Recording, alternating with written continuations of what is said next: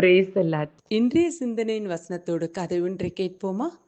சுடலையும் அவன் மனைவியும் பக்கத்து ஊருக்கு வழி பிரயாணமா போகும்போது ஓய்வெடுத்தா நல்லா இருக்கும்னு அந்த பெரிய ஆலமரத்துக்கு கீழே உட்கார்ந்தாங்க. உட்காரும் போதுதான் சுடலை அந்த மரத்தை வாயார புகழ்ந்தாரு. எவ்வளோ பெரிய மரம், எப்படி நிழல் கொடுக்குது, அப்பா அப்படின்னு சொன்ன ஒரு கண்ணில் அந்த பழம் பட்டுருச்சு. அந்த பார்த்த உடனே, அட, இவ்வளோ பெரிய மரத்துக்கு இவ்வளோ சின்ன கனிகளா, ஆண்டவன் ஏன் தான் இப்படி படைச்சாரோ அப்படின்னு சொன்னேன். அதே வினாடியில ஒரு பழம் மரத்துல இருந்து வந்து அவரோட தலையில பட்டுன்னு விழுந்துச்சு. அந்த இடத்த தேய்ச்சி விட்டுக்கிட்டாரு.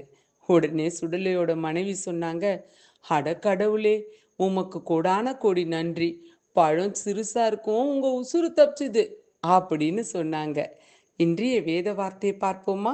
என் ஜனங்கள் நான் அளிக்கும் நன்மையினால் திருப்தி ஆவார்கள். எரேமியா 31 அதிகாரம் 14 தேவன் நன்மையா தர எல்லாவற்றையும் ஆராய்ச்சி செஞ்சுட்டு இல்லாம அதை அனுபவிச்சு அவரை போற்றுங்க. God bless you all.